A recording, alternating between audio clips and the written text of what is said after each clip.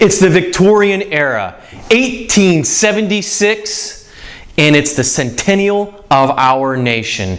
And cremation is highly, highly controversial.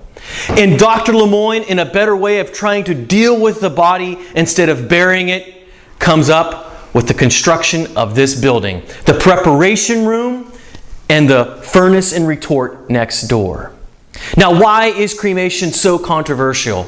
Well, the idea is what would happen to the body on resurrection. If you cremated it, what would happen to your body? And that is a sentiment that people are worrying about. So much so that Dr. Lemoyne himself was excommunicated from the church downtown, the First Presbyterian Church of Washington. He was no longer a member of, simply because of cremation. Now, the act of cremation has been around for eons, for thousands of years before this. And they would have a funeral pyre that they would put the body on top of, and they would light this massive pile of wood and small twigs and branches. And as it burned, you would see the human form for everything that it was, naked as the day of birth. And you would see it consume and come down through the funeral pyre. Or think of the Spanish Inquisition, when they would try a female, and if she was convicted of witchcraft, they would tie her to a stake. They would put on a thin cloth, not a heavy cloth, but a thin cloth. And that was so that the first thing that would go up is that thin cloth around her body, showing the entire crowd her naked form. Well, Dr. Lemoyne knew that, and he wanted to preserve the dignity of the individual. So he came up with this method.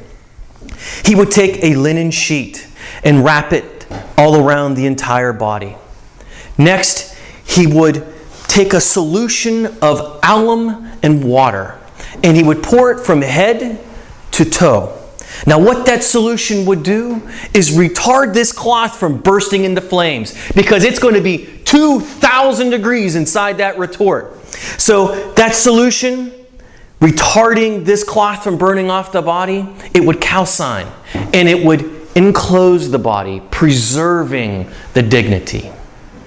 Now, the first man in here to be cremated was Baron de Palm. It took about 3 hours for the body to totally consume. And the second person to be cremated was poor Mrs. Pittman. In order to try to mask some of those smells, they would put on evergreens and they would put on rosemary and sage. One man actually had frankincense and myrrh. Because when you put a body into the retort and it begins to burn, noxious fumes are going to come out, especially hair and skin. Those smells would permeate the entire Gallows Hill area up here. Well,